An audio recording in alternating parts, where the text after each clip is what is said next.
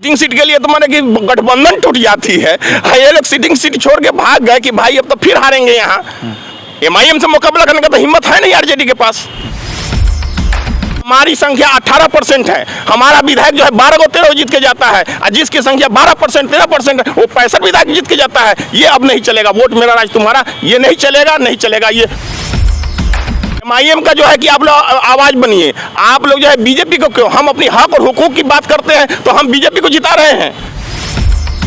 पहले एमओआई की समझ थी, अब A to Z हो गया, तो A to Z हो गया तो इसमें तो अब देखिए ना क्या क्या हो रहा है।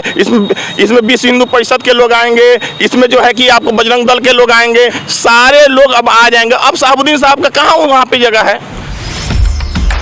गोपालगंज में 82,000 90,000 मुस्लिम वोट था, तब आप लोगों का 12,000 आया। यहाँ 57,000 तक कैसे उम्मीद कर रहे हैं कि जीत जाएंगे। लेकिन गोपालगंज हम सीधा ले चलते हैं। यही लोग गोपालगंज का पूरा गड़बड़ा दिए थे, जहाँ पे महागठबंधन की सीट नहीं निकली थी। फिर से लग रहा है दुश्मनी निकालने अब कोढ़ानी में भी आ गए हैं। बिहार में एक सीट पे उपचुनाव हो रहा है और चुनाव का अब जो है तारीख बहुत ही करीब है। कोढ़नी विधानसभा है, मुजफ्फरपुर जिला अंतर्गत आता है। वहाँ पे सदस्यता रद्द होने के कारण फिर से उपचुनाव हो रहे हैं। और आपको हम बता दें कि इस वक्त एआईएमआईएम के जिला संयोजक, जिला अध्यक्ष हमारे साथ मोहम्मद मोकीम साहब है, और यहाँ पे गुलाम मुर्तुजा अंसारी को कोढ़नी विधानसभा से एआईएमआईएम टिकट दी है, उपचुनाव लड़ रही है। लेकिन गोपालगंज हम सीधा ले चलते हैं। यही लोग गोपालगंज का पूरा गड़बड़ा दिए थे, जहाँ पे महागठबंधन की सीट नहीं निकली थी। फिर से लग रहा है दुश्मनी निकालने अब कोढ़नी में भी आ गए हैं। ये मेरा सवाल नहीं है, लगातार लोग लिख रहे हैं। सबसे पहले आप लोग का स्वागत है।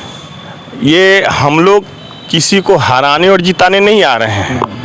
हम लोग जो है खुद अपनी वजूद के लिए, अपने हक के लिए हम लोग एमआईएम पार्टी आई है। एमआईएम पार्टी दलितों की, पिछड़ों की, अक़लियत समाज की, दबे कुचले लोगों की आवाज़ है।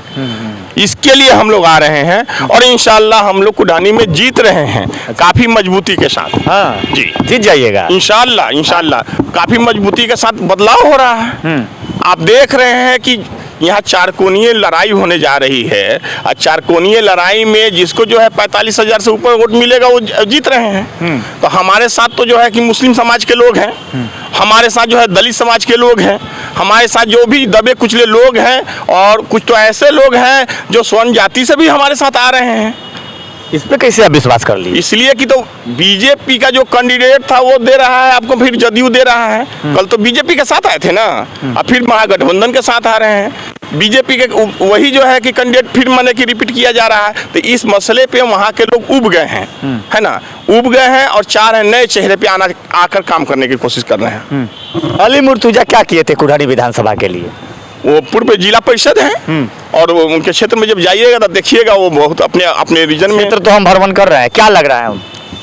आप लोग घूम रहे हैं तो आप लोगों को क्या लग रहा है? मैं तो घूम रहा हूँ, उसी घूमने का ही रिपोर्ट आपको दे रहे हैं ना कि हम लोग जीत रहे हैं। 57,000 हम लोग मुस्लिम समाज का वोटर है, और इस बार जो है ना चुनाव हारने से कोई सरकार पर फर्क पड़ने वाला है नहीं, जीतने पर कोई फर्क पड़ने वाला है। तो इसलिए जनता चाह रही है कि अपनी हम ताकत बताएं। अब गोपालगंज में 82,000 90,000 मुस्लिम वोट था, तब आप लोगों का 12,000 आया। यहाँ 57,000 तक कैसे उम्मीद कर रहे हैं कि जीत जाएंगे?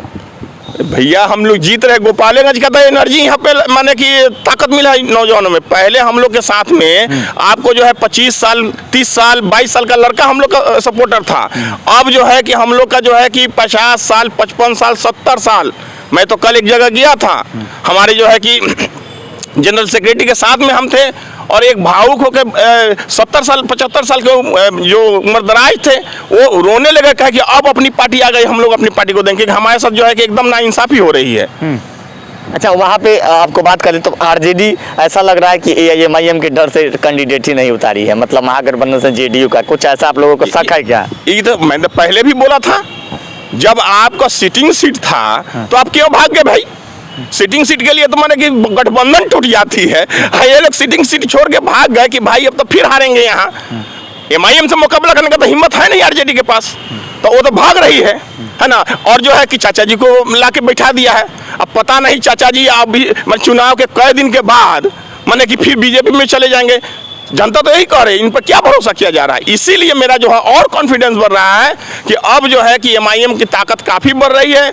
चाचा जी पर भरोसा नहीं है, कब इधर आ जाए कब उधर चले जाएं, है ना। तो अब जो है कि दलित मुस्लिम समाज जो है कि सबसे ज़्यादा शोषण हुआ है दलितों का, मुसलमानों का। तो ये अब दो समाज जो है एक हो रहे हैं और इस बार जो है फतह हम लोग करेंगे कुरहनी इंशाल्लाह। एक बहुत बड़ा सवाल है, लगातार पेपर देख रहे होंगे, सोशल मीडिया देख रहे होंगे, सभी पे एक ही सवाल चल रहा है कि कार्यकारिणी की बैठक में जी शहाबुद्दीन साहब के परिवार को नज़रअंदाज कर दिया गया। आप लोग लड़ाई भी इसी पे लड़ते हैं कि शहाबुद्दीन को नहीं पूछ रहा है, तो गोपालगंज के जो पूर्व मुख्यमंत्री थे उनको नहीं पूछा जा रहा है, लेकिन आप लोगों को तो एक और मुद्दा मिल गया, क्या कहेंगे? एक जो है कि अब्दुल बारी सिद्दीकी साहब को जगह मिला है, तो इसमें जो है कि अब जो है कि एक तो यही देखा गया है कि MIMI है तो अब्दुल बारी सिद्दीकी साहब को थोड़ा सा ऊपर ले गया गया है ना। तो अब ये बेनिफिट नहीं मिलने वाला है। शहाबुद्दीन साहब को तो नज़रअंदाज किया जा रहा है और वो शुरू से ही था। आप देखें कि जब इंतकाल कर गए तो वहाँ भी जो है कि दिल्ली में भी जो है कि आपको जो है कोई पूछने तक नहीं गया, जनाजे में शामिल नहीं हुआ।